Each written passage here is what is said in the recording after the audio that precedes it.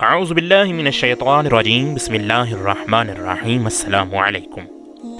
ایک غریب دیہاتی بارگاہ رسول صلی اللہ علیہ وآلہ وسلم میں انگوروں سے بری ایک رکابی کا تحفہ پیش کرنے کے لیے حاضر ہوا۔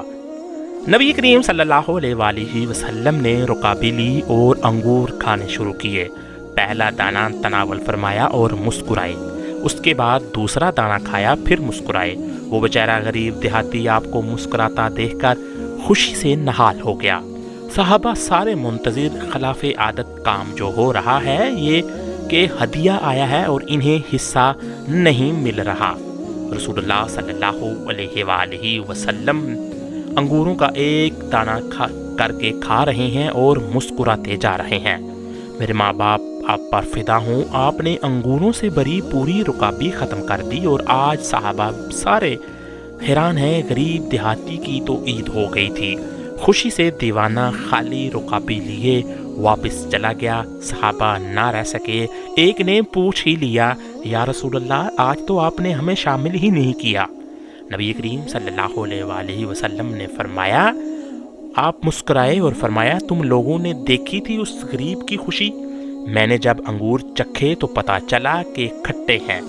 مجھے لگا کہ اگر تمہارے ساتھ یہ تقسیم کرتا ہوں تو ہو سکتا ہے تم میں سے کسی سے کچھ ایسی بات یا علامت ظاہر ہو جائے جو اس غریب کی خوشی کو خراب کر کے رکھ دے۔ اللہ اکبر، بے شک رسول اللہ صلی اللہ علیہ وآلہ وسلم اخلاق کے بلند ترین درجے پر ہیں۔ ناظرین، حضرت انس بن مالک رضی اللہ تعالیٰ عنہ نے ان کی ماں نے نبی کریم صلی اللہ علیہ وآلہ وسلم کی خدمت میں عرض کی، یا رسول اللہ صلی اللہ علیہ وآلہ وسلم، انس آپ کا ادنا خادم ہے، اس کے حق میں دعا خیر فرمائیں۔ پس آپ نے یوں دعا فرمائی، یا اللہ تو اس کا مال اور اولاد زیادہ کر اور جو نعمت تو نے اسے دی ہے اس میں برکت دے۔ ایک روایت یہ بھی ہے کہ تو اس کی عمر زیادہ کر اور بہشت میں میرا رفیق بنا۔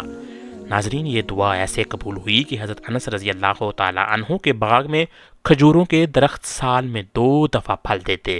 ان کی اولاد 100 سے زیادہ تھی، ایک کم 100 برس کی عمر پائی۔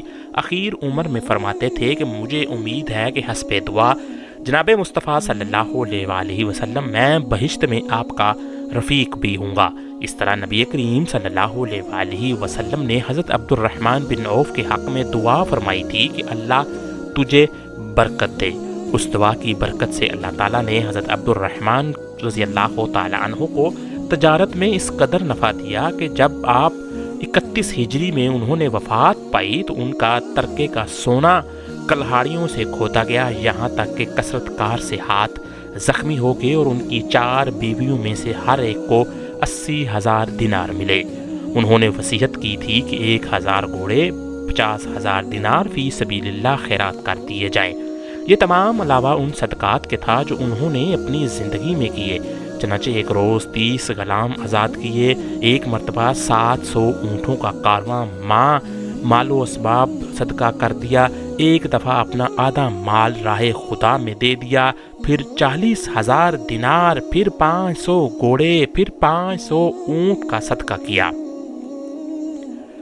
ناظرین، حضرت عبداللہ بن عباس رضی اللہ تعالیٰ عنہ کے حق میں نبی کریم صلی اللہ علیہ وآلہ وسلم نے دعا کی تھی کہ یا اللہ اس کو دین میں فقیہ بنا دے۔ اس دعا کی برکت سے حضرت ابن عباس رئیس المفسرین اور خبر الامت بن گئے۔ جب حضرت طفیل بن عمر دوسی رضی اللہ تعالیٰ عنہ نبی کریم صلی اللہ علیہ وآلہ وسلم کے دست مبارک پر اسلام لائے تو انہوں نے یوں عرض کیا، یا رسول اللہ میری قوم میری اطاعت کرتی ہے، میں اس کے پاس جاتا ہوں، اس کو دعوت اسلام دیتا ہوں۔ آپ دعا فرمائیں کہ اللہ تعالیٰ مجھے ایسی نشانی عطا کرے جو ان کے برخلاف میری معاون ہو۔ نبی کریم صلی اللہ علیہ وآلہ وسلم نے دعا فرمائی کہ یا اللہ اس کے لیے ایک نشانی پیدا کر دے۔ یہ سن کر میں اپنی قوم کی طرف آیا۔ جب میں گھاٹی قدو میں پہنچا تو میری دونوں آنکھوں کے درمیان چراغ کی مانند ایک نور پیدا ہوا۔ میں نے دعا کی، یا اللہ اس نور کو میری پیشانی کے سوا کسی اور جگہ پیدا کر دے، کیونکہ میں ڈرتا ہوں کہ میری قوم اس کو میری پیشانی میں مسئلہ خیال کرے گی۔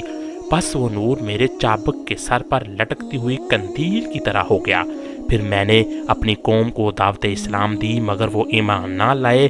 میں نے رسول اللہ صلی اللہ علیہ وآلہ وسلم کی خدمت میں حاضر ہو کر عرض کیا کہ قبیلہ دوس نے میری اطاعت سے انکار کر دیا ہے، آپ ان پر بد دعا فرمائیں۔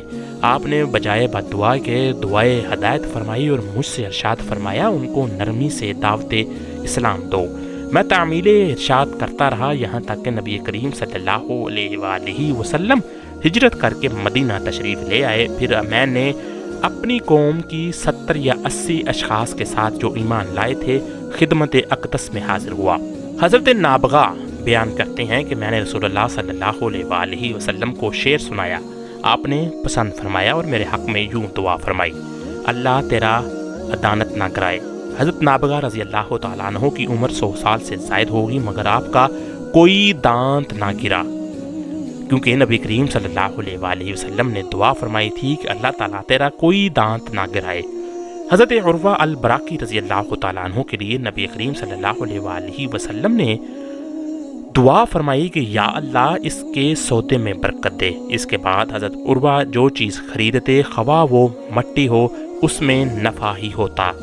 ہجرت کے وقت جب نبی کریم صلی اللہ علیہ وآلہ وسلم غار ثور سے نکل کر مدینہ کی طرف روانہ ہوئے تو سراقہ بن مالک گھوڑے پر سوار آپ کے تعاقب میں بالکل قریب آ گیا۔ حضرت صدیق اکبر رضی اللہ تعالیٰ عنہ نے عرض کیا یا رسول اللہ صلی اللہ علیہ وآلہ وسلم ہمیں تو آ لیا۔ آپ نے فرمایا کہ غم نہ کر کیونکہ اللہ ہمارے ساتھ ہے۔ جب وہ 2-3 نیزے کا فاصلہ رہ گیا تو آپ صلی اللہ علیہ وآلہ وسلم نے دعا فرمائی کہ یا اللہ تو جس طرح چاہے ہم کو بچا۔ اس پر سراقہ کا گھوڑا پیٹھ تک زمین میں دنس گیا۔ یہ دیکھ کر سراقہ نے عرض کیا یا محمد صلی اللہ علیہ وآلہ وسلم میں جانتا ہوں کہ یہ آپ کا کام ہے، آپ اس مصیبت سے میری نجات کے لیے دعا فرمائیں، اللہ کی قسم میں کسی کو تعاقب میں آپ تک نہیں آنے دوں گا۔ چنانچہ نبی کریم صلی اللہ علیہ وآلہ وسلم کی دعا سے سراقہ نے نجات پائی اور وہ واپس چلا گیا۔ راستے میں جس سے ملتا اسے یہ کہہ کر موڑ لیتا کہ میں نے بہت ڈھونڈا، حضرت ادھر نہیں ہے۔ نبی کریم صلی اللہ علیہ وآلہ وسلم کی تشریف آوری سے پہلے مدینہ میں طاعون اور وبا سب سے زیادہ رہا کرتی تھی۔ آپ صلی اللہ علیہ وآلہ وسلم کی دعا سے ایسی دور ہوئی کہ آج تک وہ مبارک شہر وبا و طاعون سے محفوظ ہے اور محفوظ رہے گا۔ ناظرین، جب قریش نے ایمان لانے سے انکار کر دیا تو نبی کریم صلی اللہ علیہ وآلہ وسلم نے دعا فرمائی تھی کہ یا اللہ ان پر حضرت یوسف علیہ السلام کے 7 سالوں کی طرح 7 سال قحط لا۔ چنانچہ ایسا ہی ہوا، یہاں تک نوبت پہنچی کہ قریش نے مردار ہڈیاں کھائیں۔ ابو سفیان نے نبی کریم صلی اللہ علیہ وآلہ وسلم کی خدمت میں عرض کیا یا محمد صلی اللہ علیہ وآلہ وسلم آپ کی قوم ہلاک ہو گئی، اللہ سے دعا کیجئے کہ قحط دور ہو جائے۔ پس آپ نے دعا فرمائی اور وہ مصیبت دور ہو گئی۔ نبی کریم صلی اللہ علیہ وآلہ وسلم نے کسرہ پرویز کو جو دعوت اسلام کا خط لکھا تھا اس نے اسے پڑھ کر پھاڑ دیا۔ جب آپ نے یہ سنا تو فرمایا اس کا ملک پارا پارا ہو جائے۔ چنانچہ ایسا ہی ہوا، فارس سے اکاسرہ کی سلطنت ہمیشہ کے لیے جاتی رہی۔ جناب سرور کائنات صلی اللہ علیہ وآلہ وسلم نے محلم بن جسامہ کو ایک سر یہ بھی بھیجا تھا جس پر عامر بن الضبط کو امیر بنایا تھا، لیکن جب وہ ایک وادی کے درمیان پہنچے تو محلم نے عامر کو ایک معاملے کے سبب جو دونوں میں تھا دھوکے سے قتل کر دیا۔ کریم صلی اللہ علیہ وآلہ وسلم کو اس کی اطلاع ہوئی تو آپ نے دعا فرمائی کہ محلم کو زمین قبول نہ کرے۔ اس دعا کے 7 دن بعد محلم مر گیا۔ جب اس کو دفن کیا گیا تو زمین نے اس کو پھینک دیا۔